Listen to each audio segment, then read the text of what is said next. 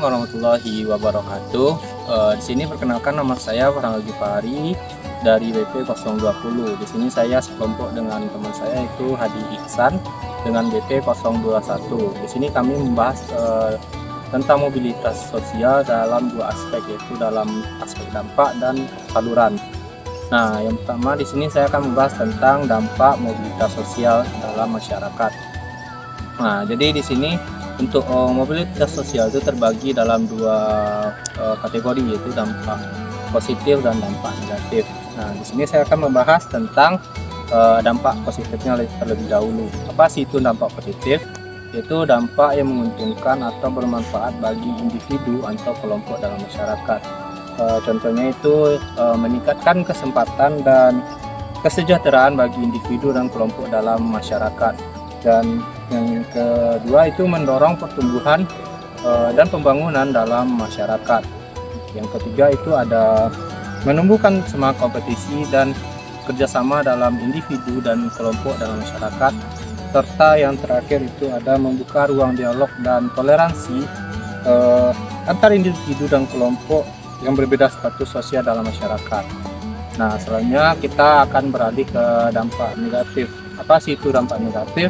Yaitu dampak yang mungkin merugikan atau yang tidak bermanfaat bagi individu dan kelompok dalam masyarakat itu sendiri. Contohnya yang pertama itu ada menimbulkan konflik dan ketegangan antara individu dan kelompok yang mengalami perubahan status sosial yang tinggi.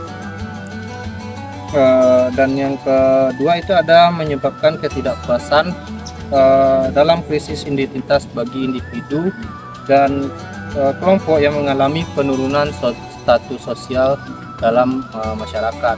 Yang ketiga itu ada menciptakan kesenjangan dan ketimpangan sosial antara individu dan kelompok yang berbeda status sosial dalam masyarakat.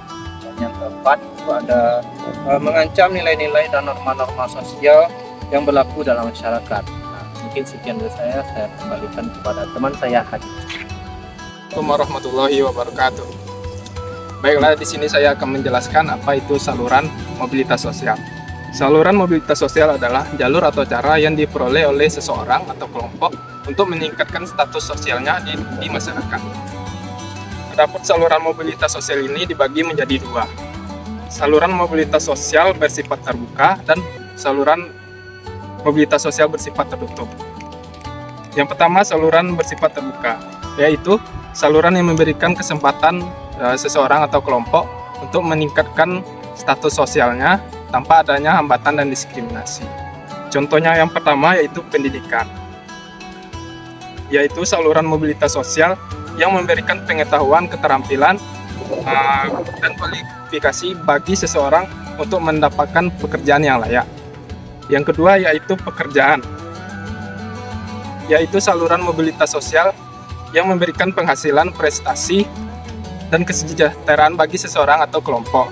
Yang ketiga yaitu pernikahan, yaitu saluran mobilitas sosial yang memberikan hubungan kekerabatan dan dukungan sosial bagi seseorang atau kelompok. Yang kedua yaitu mobilitas sosial bersifat terbuka. Mobilitas sosial bersifat terbuka yaitu adalah saluran yang membatasi kesempatan seseorang untuk meningkatkan status sosialnya karena adanya hambatan atau diskriminasi. Contohnya yang pertama yaitu adalah kasta, yaitu saluran mobilitas sosial yang membatasi perpindahan atau sosial berdasarkan kelahiran atau keturunan seseorang atau kelompok. Contohnya sistem kasta di India.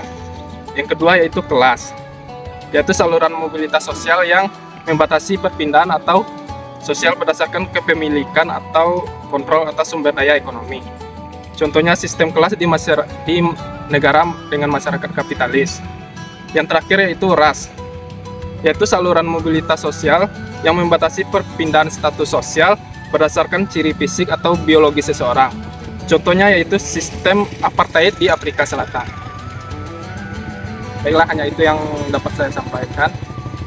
Terima kasih.